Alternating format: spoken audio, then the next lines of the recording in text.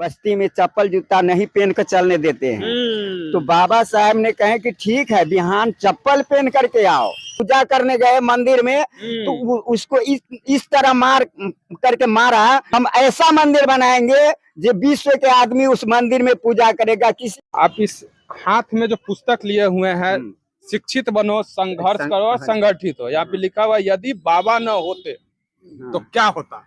हाँ, इस लाइन का मतलब बताइए। अगर यदि बाबा नहीं होते तो क्या होता। हाँ ठीक है, यदि बाबा न होते तो क्या होता, इसका मतलब अब हमारे बाबा साहब भीमराव अंबेडकर ने संविधान के रचयिता थे। वो हमेशा पंचायत में जाकर के गरीब लोगों को, जब रचयिता थे तो गरीब लोगों को संगठन करके पूछते थे कि ये यहाँ का क्या स्थिति है। तो पंचायत में जा करके देखे कि बहुत आदमी ऐसे थे जो कि कहते थे कि यहाँ बस्ती में चप्पल जूता नहीं पहन कर चलने देते हैं। तो बाबा साहब ने कहे कि ठीक है, बिहान चप्पल पहन करके आओ। जहाँ पर जिस पंचायत में चप्पल पहन करके नहीं चलने देते थे तो उन बस्ती के लोग को कहते थे बिहान चप्पल पहन करके आओ। तो वहाँ के जमींदार के डर से चप्पल पहन कर नहीं आ गए बाबा साहब के पास।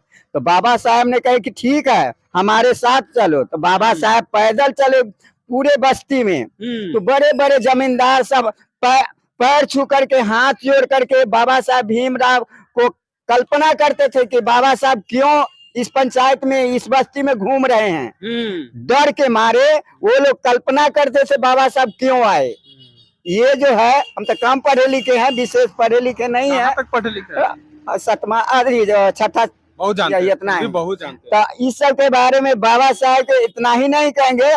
मोबाइल में बहुत सारे बात देखे कि गरीब लोगों को माई बहन पूजा करने गए मंदिर में तो उसको इस तरह मार करके मारा, जो कि ये सब चेहरा बर्बाद। कहाँ देखे हैं ये? मोबाइल में देखे, चेहरा बर्बाद कर दिए।